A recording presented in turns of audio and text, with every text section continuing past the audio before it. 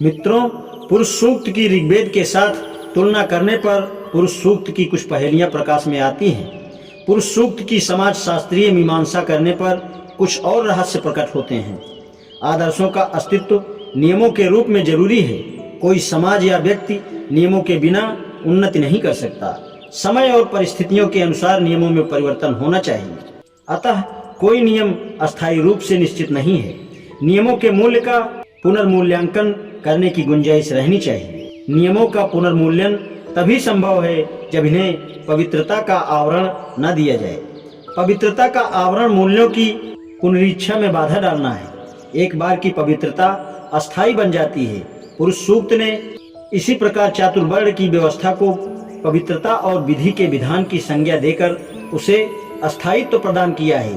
पुरुष सूक्त ने विशेष प्रकार की व्यवस्था को आलोचना से परे और अपरिवर्तनीय बनाकर इसे इतना पवित्र बनाकर अस्थायी क्यों बनाया? यह पुरुष सूक्त की पहली पहेली है जिसका उत्तर समाजशास्त्र का विद्यार्थी चाहता है। चातुर्वर्ण का सिद्धांत प्रतिपादित करने में पुरुष सूक्त ने दोहरी चाल चली है।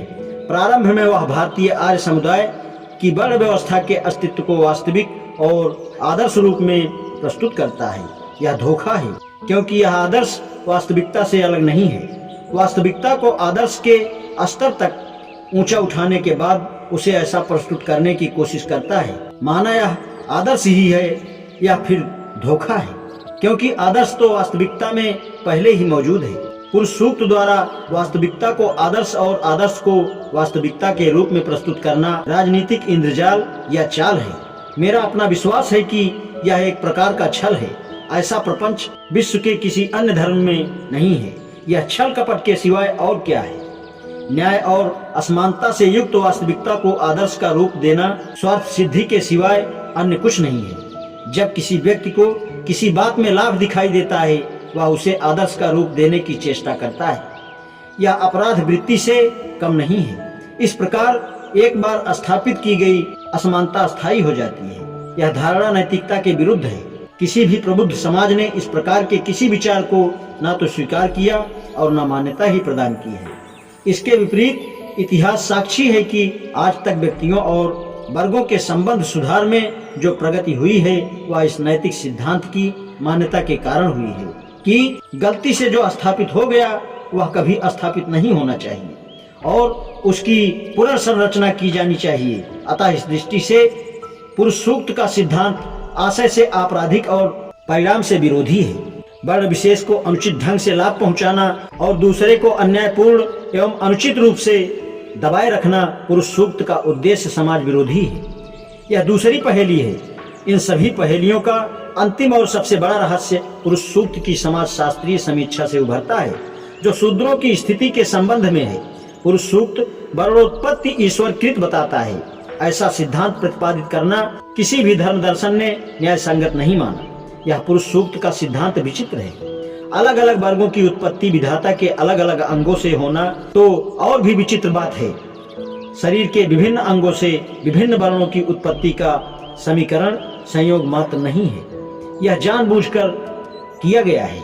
इस समीकरण की पृष्ठभूमि में छिपा मूल्य उद्देश्य दो समस्याओं, चार वर्णों के कार्य, आजीविका के साधन निश्चित करना तथा पहले निश्चित योजना के अंतर्गत चारों वर्णों को श्रेणीबद्ध करना है।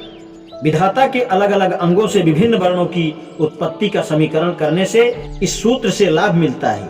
शरीर का एक निश्चित भाग एक वर्ण की श्रेणी और उसका कार्य निर्धारित करता है। ब्राह्मण की उत्पत्ति विधाता के मुख से कही गई है। चूंकि मुख शरीर का सर्वोत्तम अंग है अतः ब्राह्मण चारों वर्गों में श्रेष्ठतम वर्ण बन गया है।